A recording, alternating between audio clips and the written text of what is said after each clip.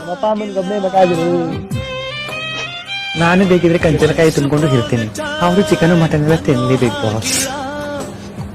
ಆದ್ರೆ ಬಟಾಟ ಫ್ರೈ ನನಗೆ ಕೊಡಬೇಕು.